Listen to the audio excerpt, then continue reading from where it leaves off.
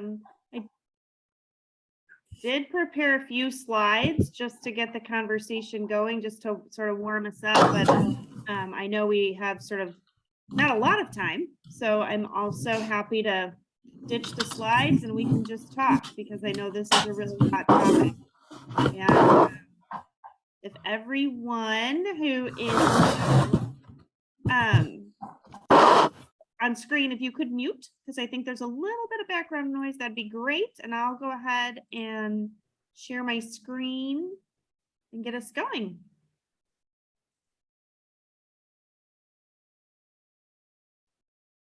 My screen looks frozen. Can you see it? Just says you have started screen sharing. Okay. I don't see anything on the screen other than those words.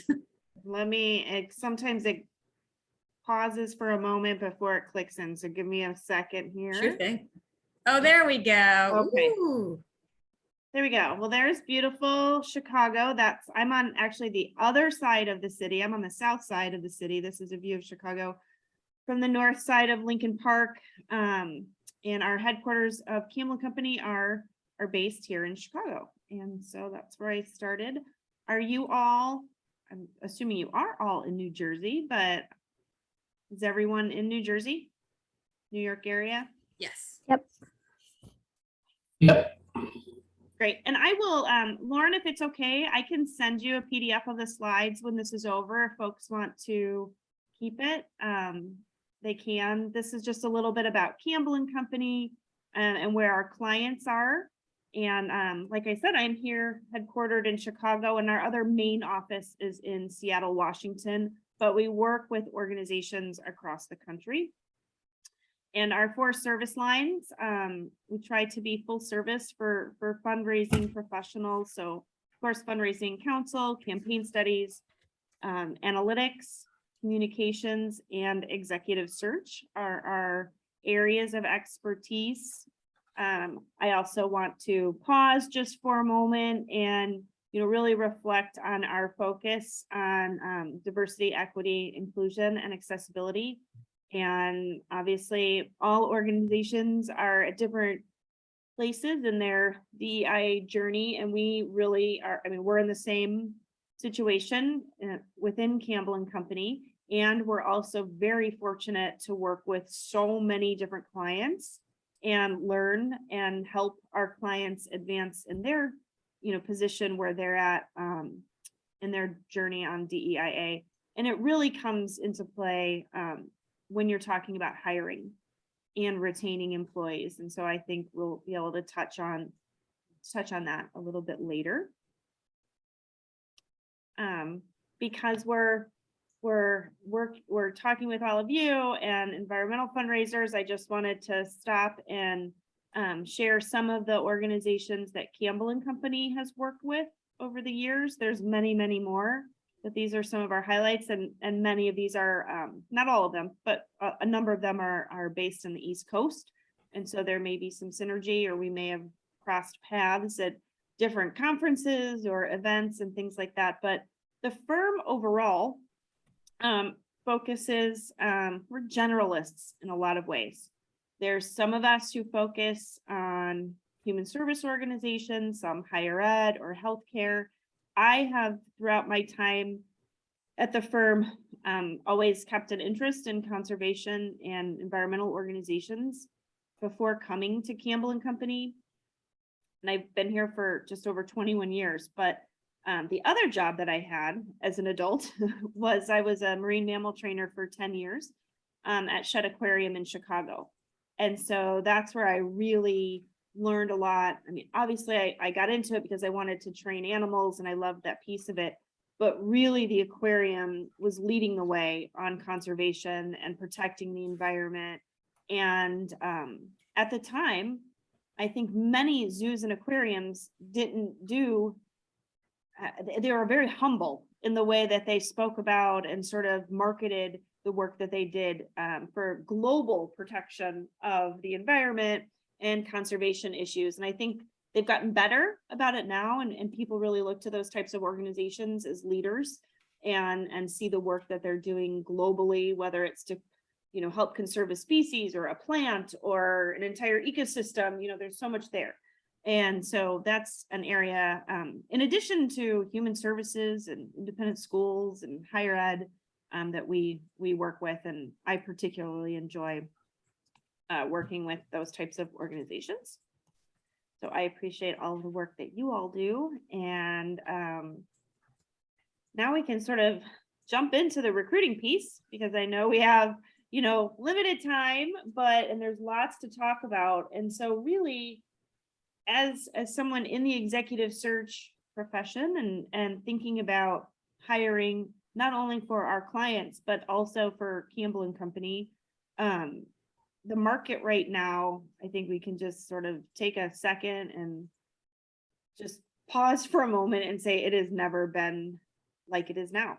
I mean, we're seeing something with this great resignation, with the impact that COVID has had on the workplace, all of these different factors that are coming into play are really unique in recruiting. And so we're seeing organizations, for example, who will in the past would have been able to post a role and have passive, sort of job seekers who are looking online and looking at job boards and maybe thinking about, their next step, apply for some of these roles, and they would fill it and be relatively lucky and have a good pool of candidates who are interested. And now we're seeing that clients will start that process, try for a while on their own, and then come to us after they have not, been successful in filling the roles. And so our work falls more in the active category, because we are retained executive search. And so we are, partners with our client organizations, working on their behalf. And, our first step is always research. And there's 2 prongs to that: who we know in our database and everybody else. And so every search takes us a lot of time to do new research, because we want to tailor it to the client's needs. And we don't know that really until we become involved with the client. And so, we're out in the local, regional, national markets, wherever our client needs happen to fall, actively sourcing and reaching out to people, inviting them to apply. We have heard of some organizations, offering incentive for referrals. We at Campbell and Company don't do that. We're very grateful, but we don't have anything beyond gratitude to offer. I guess there is the feel good of helping make that connection with an organization and someone, but it all comes down to networking. And that's really the hardest part of recruitment right now, is standing out in the market and being able to, find out, who does John know that Lauren knows, that Lori knows, that wants to take this job, and being able to connect those dots and having the very, very valuable commodity of time to do that. And it takes probably 6 to 8 weeks on average of our process of having 1, 2, or 3 dedicated people working the phones. In a lot of instances, we compare it to major gift fundraising, because, you've got your portfolio, you've got your prospects, you have to work your list of people and make those connections just to get them interested. And then once they're interested, there's the whole assessment period and interviews with clients and selection. So it's probably our typical process is about 16 weeks.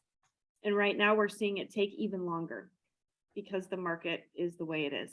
You would think that things would be able to close quicker. And we were sort of hoping, that would be the case, but things are taking longer and longer. The recruitment strategies, I think I talked a little bit about some of these pieces on here. Definitely having somebody who's internal doing your researching and outreach. Job descriptions, I think, are really important here. Really shorter that, 8 pages is too much, probably 3 is enough. And you want to make sure that you use inclusive language and that your requirements for the role are not unnecessarily exclusive. We know that we want every fundraiser to do everything possible, and that makes, these positions very, very hard to fill. But organizations really need to think about, what do they need? What are the skill sets that we have to have, and what can be taught or what can be gained through someone else in the organization, to help divide the work up if you have to, while you're bringing someone new on, and play to people's strengths. The days of 55 bullets of responsibilities are over. People will just move right on. And honestly, even we're seeing, if the application process is too cumbersome, if there are too many fields to fill out on an online application process, candidates move on. And so it's really hard to get the attention of good talent, and keep it through the process. So sharing salary information is key. We recommend that on every job description, both for our own firm. We put it out there, but we always recommend to clients that the salary range is listed on the job description. Some states require it. New York was leading the way on that. And so I'm sure, you've seen some of that. AFP won't post a job anymore without having the salary range listed, which is a good move. And then for those of you who are actually doing hiring and, having presence at places where people are looking for roles is really important. Whether it's, if they're in-person career days, career fairs, if there's AFP talks that you can go to, or case, different affinity groups, being there and getting to know folks who will be looking for roles eventually is, and starting that networking process is really valuable. If you have anyone who's an alum, whether they were a previous member or volunteer to your organization, if you can highlight them and talk to people who are coming back, who want to support your organizations professionally, I think that can be very compelling. And then posting the roles, obviously LinkedIn probably gets the most visibility now, by far. That's where everyone goes for their job postings. Others, AFP is still really good. If it's a high level job, the Chronicle of Philanthropy can be a valuable tool. But there's a lot, hundreds of job boards. The Women of Color in Fundraising in New York, they have a job board that you can post to.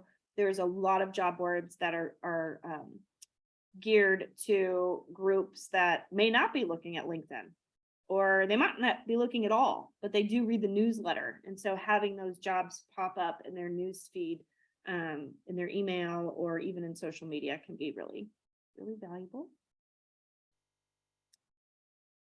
I'll stop there just on sort of the recruitment strategies, and I want to see if anybody has any questions just at that point. Does that sound good? Yeah, I was talking to someone today who works for a community food bank, and they're hiring, or we're hiring a director from Midway. And I said, so I told her I was thinking about it because I saw it on LinkedIn. And she said, oh, they put on LinkedIn, they already have somebody hired because, like you said, they went through the process of networking and finding them. And then by the time it got on there, not like any older days where, that was one of the first places they put it. I think that was a good example of the fact that, they were getting involved in networking with people to find someone, and that's how they found the person that they hired. Just so you'd like to know. Definitely. No, that's interesting to know. Food banks right now are, boy, we've done some work with food banks in the last, we've always worked them, and we worked with Feeding America for many years, but with COVID, they've been hit so hard. The food banks and human service, so many parts of human service organizations are really busy right now. It's just environmental organizations have climate change it's just everywhere. and the need is so true and critical. The big question mark I have is, what are we doing to bring people into the field so that we can keep the pipeline going to have leaders going forward?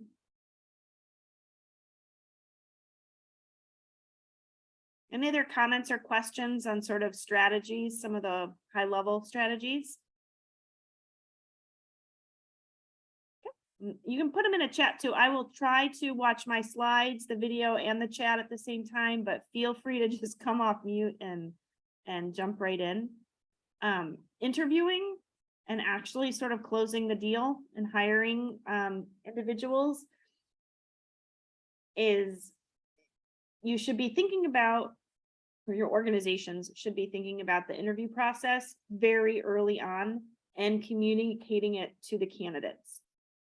We've been involved in processes with clients where we believe there's going to be sort of 3 different phases. And as more people sort of become involved in the process, now we have 6 different levels of interviews, and candidates are exhausted. And especially when if you are able to do your research and start to steward candidates who aren't actively looking, they don't have time to go through 6 days of interviews. Sometimes even 3 is too much. And so really having a clear plan as to what part of that can be done via Zoom, because now that we're all used to using Zoom like this, we can definitely use Zoom as a tool, and it saves candidates potential time that they're not traveling, while balancing with, you want to meet people in person and they want to meet you in person and see the office if you have one, or have that personal connection to folks. And so that's also really important in the process. And so being clear about what's expected and when, I think it used to be there was a little more mystery to it. You kind of just did it when you were asked. It's like you're so excited to be moving on to the next step. You would, of course I'll go talk to them. But now it's a candidate's market. They can drive a lot of this, and they want to know up front, sort of what the process is, how much time it's going to take from them. And so having that laid out, I think, is really important. And some folks are putting it in the job descriptions. Our process will unfold with these steps 1, 2, and 3, which is pretty interesting. Obviously, talking about salary, because it's in the position description, starts right away, but so do benefits. We used to wait until the 2nd or 3rd conversation to talk about those things. Now it's almost like question number 2. Let's talk about the benefits and salary, compensation, total rewards, all of those different pieces. Flexibility is really big right now. And we've seen some clients who do not want to have 100% remote positions, who cannot recruit people into the role. And at a certain point, they've opened it up to allow for some remote candidates, and then requiring, 1 or 2 days a month in the office. And, we're seeing that this particular, the examples I'm thinking of were both in higher ed, so much bigger organizations, and obviously a reason for people to be in person because there's students on campus. But the development teams have sort of taken a little bit different approach to whether or not they need to be in the office, because they're, visiting obviously outside of campus with donors and prospects. And so there's a little more reason, I think, that they can be remote. And so we're having those conversations all the time. Timely decision-making is really important, but going too fast is almost just as bad as taking too much time. You don't want to move so quickly that you sort of scare the candidate, and you don't provide opportunity for them to get to know you, because they should also be interviewing you at the same time and learning about the culture and learning about where the organization's going and finding out about all the challenges. We have been engaged to to embark on searches where some of the challenges are significant. And it's a little bit scary. And, we've all heard those stories of, well, I've had 6 directors in the last 4 years and this changes and we're operating in the red. And those are alone are not always as scary to candidates as people think. Having a good plan and being able to communicate where you're at, what the expectations are for this person, where they're going, that's important. And having that open dialogue really starts to bring people in. Because, and some candidates will say, that's not of interest to me. And that's okay. That's part of the process. And if someone doesn't want to take risks and you need to, sort of turn your organization around, they're probably not the right fit. But if that excites them, that can be something that is actually a positive in some ways. And so really, making the time to get to know one another, but then once you've made a decision, being ready to go, knowing what the plan is for the offer, who's going to make it, what negotiations might be like, and sort of trying to think 3, 4, 5 steps ahead as much as possible, I think helps you in the long run, so that when you're in the middle of all of your normal things that you have to do on a day-to-day basis, and you're trying to negotiate, you already sort of have thought through some of the pitfalls in advance, so that you can respond in a timely way with the candidates. And then in the interview process, like I said, sharing the challenges and the opportunities that will be in front of them is when you're assessing candidates, or when we're assessing candidates and we're thinking about, trying to really understand them and get to know them, we ask a lot of, tell me about a time when you XYZ, very behavioral based, which I think a lot of people understand now, and we've really moved in that direction over the years. But and asking probing questions. Did they do this alone? Who did they work with? Are they a lone wolf? There's some major gift officers who may want to move into a director of development role, but they're major gift officers and they're really great individual contributors and may not be as strong working in a team and managing folks. And so how do you assess for those skills and potential skills? You also want to make sure you leave room for people who haven't done something before, who have the opportunity to grow and stretch. We always provide interview questions in advance to the point where we assign them to people. So if a candidate's going in front of a senior team, or even a team that they will eventually manage, we really try to choreograph some leading questions. Obviously, the follow-up is going to be natural and it needs to be conversational, but making sure that people have prompts so that they can get a good holistic view of the candidate's experience and potential is helpful. And they don't, all of a sudden start going down a path that they shouldn't be going down, because that happens too, right? Like all of a sudden you're talking about marketing and it has nothing to do with marketing, but somehow that comes up, and so you want to have some structure to the interviews and questions. And then once you get your person and you hire them, having a strong onboarding plan, even if it's just sort of 2 pages of an outline, to really help guide the process. If that's a very small shop and you don't have anything that is, you don't have an HR team that can help you with this, or a team that can help, just having a plan for the first 30, 60 days. And then maybe, once they're in the role, they can help develop it further out in terms of what they want to check in on. But having that, celebrating the hire, announcing it on social media, really be welcoming, especially in these days where we're so remote and people don't get to see one another. I think that can really help with team building. And there's all sorts of statistics out there about how good onboarding leads to stronger retention. And from what I found, that's pretty true. So I always recommend sort of the celebratory part of having someone identified. And then once they're there, keep them. If they're great people, you want to keep them. And we know especially in fundraising, people need to, in the past, have had to move from job to job to either elevate their title, elevate their salary, have additional responsibilities to grow in their career. And we want to make sure that you're providing these opportunities to everyone, from day one, and to start thinking about retention and what tools do new staff members need? Is it flexible hours? Do they have children? Do they have parents that they're caring for? Do you have policies on that type of flexibility?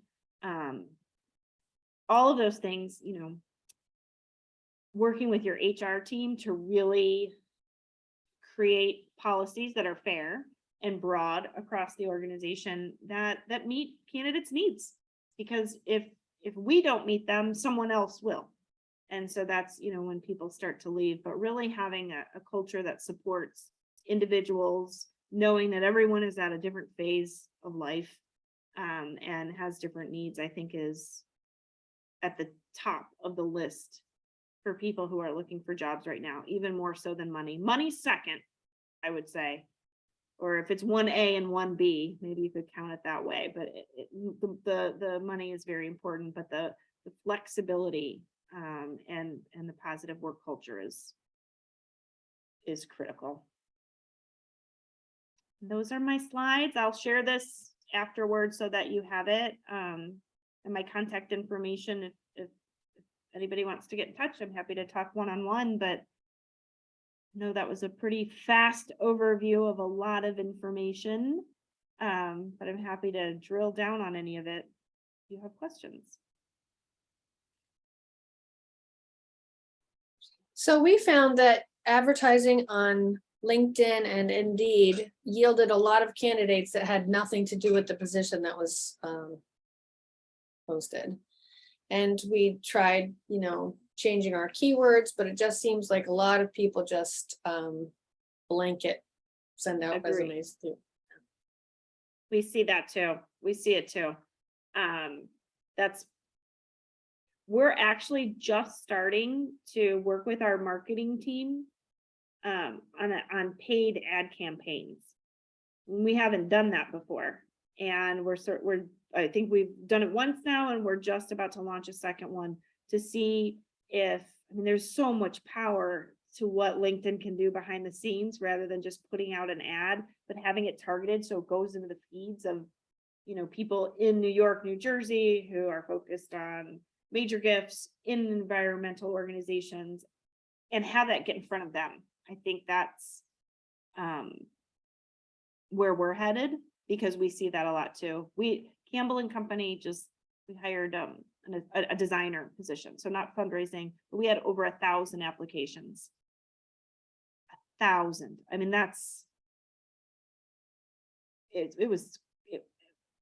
I was blown away.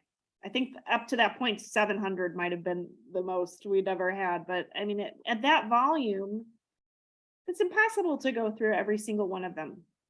It's impossible. And you never know who you're overlooking. And then how do you put a DEIA lens over that? Make sure that you're running an equitable process. There's other questions sort of buried in there when you have that type of volume, and it doesn't serve the organization well or the candidates, and that's the one thing for me. It's just, we want people to apply for the roles, but you have to read the job description before you just put it out there. And it's so easy on LinkedIn to do it. You just click that apply button. One way that we work around that is in the job description, we give instructions on how to apply. And if they don't follow it, which is to a direct email address, and those we do look at every single one of them. If they can't follow those instructions, then that's one way you can start to eliminate people. We did that too. We said, you need to send a cover letter with your resume to this email address. And that did help because almost every candidate we received through Indeed or LinkedIn were all just kind of they were clearly just sending it out to everyone. We got maybe out of 50 on Indeed, we probably got 3 that were actually suited for the position.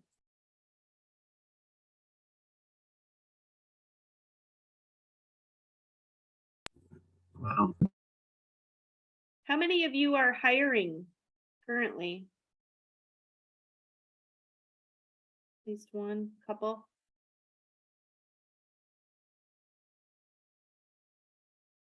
Oh, You're muted, Denise.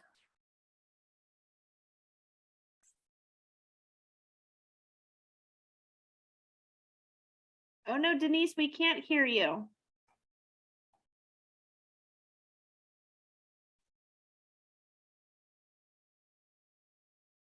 Is there a way we can unmute her? She's unmuted. I'm not sure. Oh. Denise, can you hear any of it? Are you able to hear us? Are you not connected in some way? Oh, we Oh, can't hear you.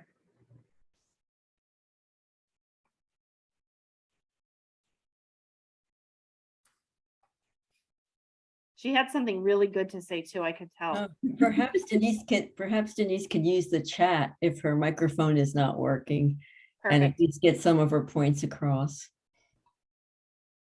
Hi, this is Jenny from the Watershed Institute. We're hiring for a writer, marketing, communications person. Well, we will be because one of ours is moving. Can they be remote? Nope. We have a lot of flexibility here. That's one thing we do offer people who are parents, people who have, our other marketing person is it has a lot of flexibility. He can do a lot of work remotely, but there are times when he absolutely needs to be here. And when he needs to be here, he's here.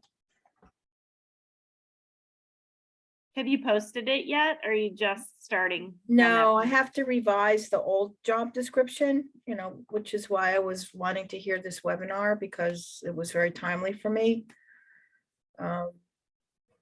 What all the things you talked about are things that we are, trying to do in our, but we don't really know where to go other than the traditional places to put ads. So, any like you mentioned, networking, and I would say we don't really do a lot of that in terms of finding employees. Most of the employees that we have, and we've done a lot of hiring in the past 2 years, a lot of hiring has been through, the traditional job posting sites. There's also the Watershed also hosts a job Oh, posting nice. for environmental organizations. So I think that's helpful. Yeah, Jenny, that's what I was going to suggest. We always send people there. Oh, okay. Hey, That's good. Lori. I'll take a look. And you said it's a marketing communications person? Is it like a Yeah. content? Yeah, strong writer who can do our newsletter, our e-newsletter, blog postings. Got it. I will, we've hired about 6 communications, they're writers for our communications consulting group. And so I will take a look at where we posted. Okay, that'd be helpful. Thank you. And happy to send that along. Do you have my contact information? I was just gonna say, if I can get that from Lauren after, or I'm gonna send this to Lauren and you'll have my email. And we can connect that way. Okay, thank you. Perfect. Thanks, Jenny. I see there's 2 comments in the chat. So Denise, is it Denise? Thank you. From the perspective of the park commission, not our nonprofit, lots of vacancies get, but every vacancy get updated. Oh, wow, yeah. Agree. It's not even, I mean, that's, no one with all those skills, if they had them, would work for the salaries. It's always asking too much. It's like,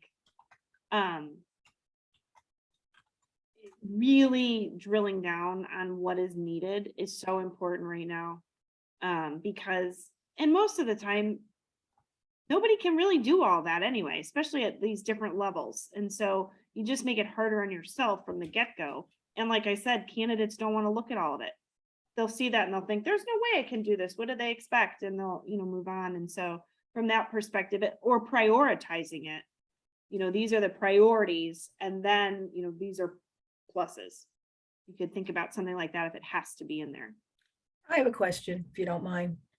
Sure. So you mentioned that it's important that we, really think about what the candidate wants, to be attuned to their needs and, flexibility and transparency and, all that stuff.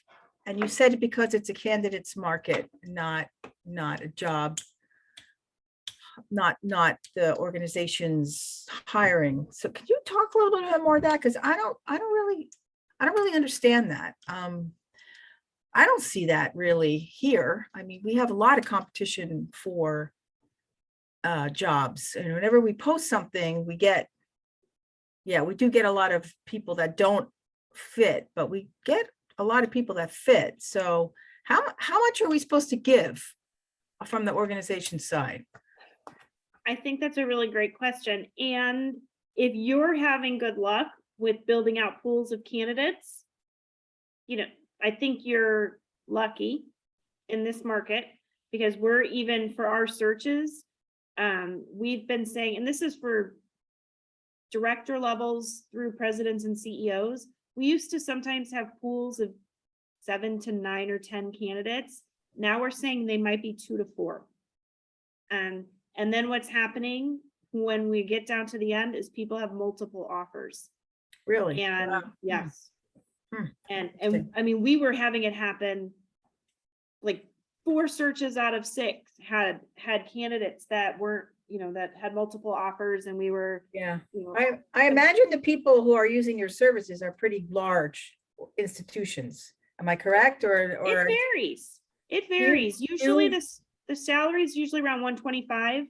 yeah, but it's upper level positions, and a lot of the organizations in our field are kind of small, and they don't really have the luxury of, they don't often hire at even that salary. I'm just thinking of the range of salaries here. I can count, there's 30 plus people here. There's maybe 3 that make in that level. The rest they're very important positions. There are, they're in the 70s, in the 80s. There are scientists, there are advocates, Definitely. and are educators. And we did use a search firm for our most recent hire, which was a COO. And the funny thing was that after all the search and everything, they hired internally. So That happens. yeah, it's a It good happens. thing. Yeah. Yeah, we're brought in fairly often if there's internal candidates, just to have the outside perspective. Yeah, and this person had to go and do all of the things that every other candidate was asked to do. So they didn't get any special treatment Right. that I know right. of anyway. Just saying. Hi, Hi, Tom D'Alessio. Tom D'Alessio, I Yeah. just want to say hello to you across the channel. Hey, Jenny Ann, how are you? Okay. Great We to go see way you. back, way back. I did have a question, if you don't mind. Yeah, that'd be great.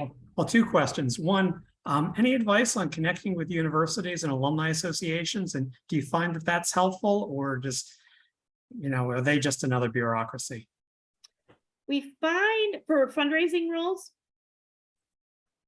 we do, in the past, we used to be able to post directly, because we're in Chicago, we'd say University of Chicago or DePaul or Loyola, Northwestern, and we could always get in touch with someone to post to their board. I mean, I've worked here for a long time, so sometimes I'm like, get the thumbtack and put it on the bulletin board, like physically put it there if you need to. But now with Handshake, everything's going through Handshake when we post to colleges, and it's that's a lot trickier.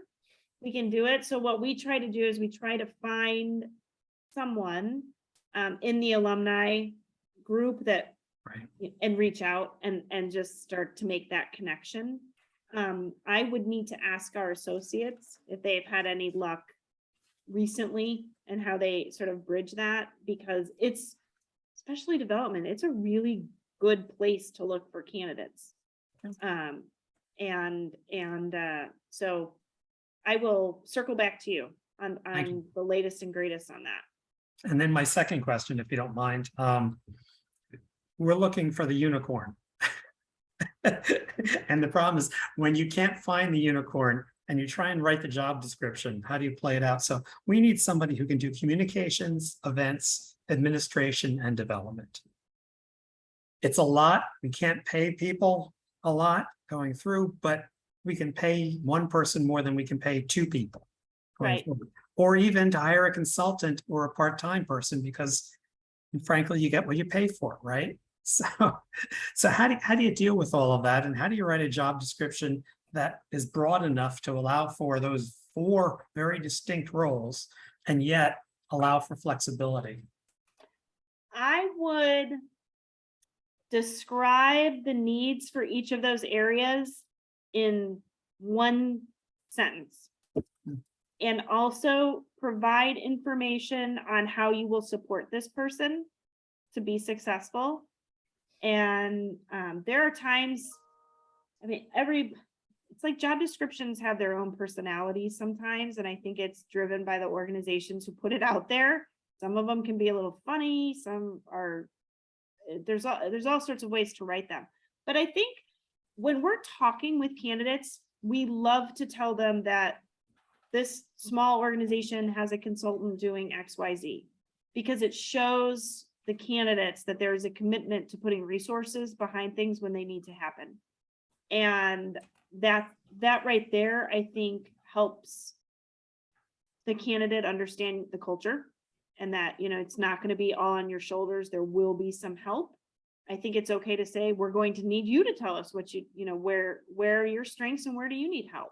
And it may be different for different candidates.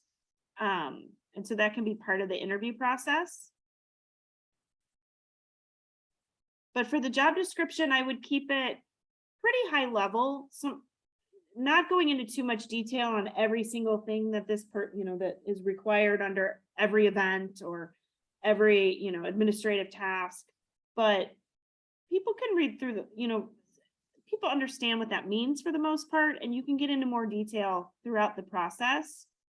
And really, you don't want to pack so much into the responsibilities that it overshadows the opportunity. And people who are really passionate about wanting to work in organizations like yours are willing to roll up their sleeves and do the work, because they want to they want to have that impact. And so I think you sort of let them decide if they're committed to the mission and they really feel passionate about that. And then people can do almost anything. I mean, if they set their mind to it and they're really into it, like, you get the right person in there, and then they are the unicorn. And I know everyone won't fit that, but That's how I tend to operate. Find the best person, and then, things will flow from that. If you had a recommendation for a salary range, could you make one for this? if you show me the job description and I learn a little bit more. Okay. Yeah. Great, thank you.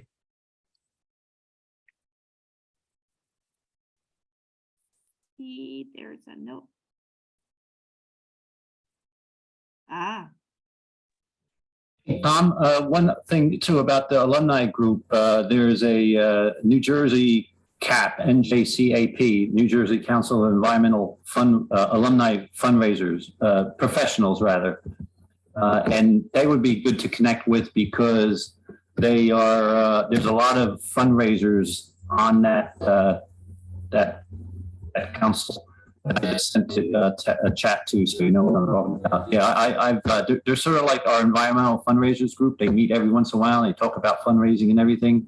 So it would be good to connect with that group as a, one thought for that. so we have, for our work, we keep a very fancy Excel sheet that has, right, everything magical, I feel like, happens in some off Excel sheet somewhere in someone's folder. But we have an Excel sheet where we track a lot of places that you can put ads. Mostly it's affinity groups, but it's all over the country. Some of it's human services, some of it's higher ed, some environment.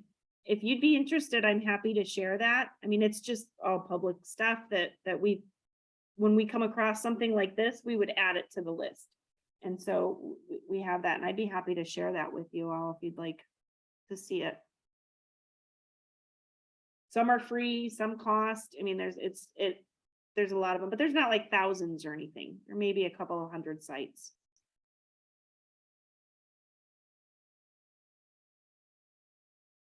How are we on time, Lauren? We're doing pretty good. Okay. Any last minute questions? For Kris? All right. Well, thank you, Kris. Really appreciate it. And yeah, be happy to send out the presentation to everybody. Thank you for offering that.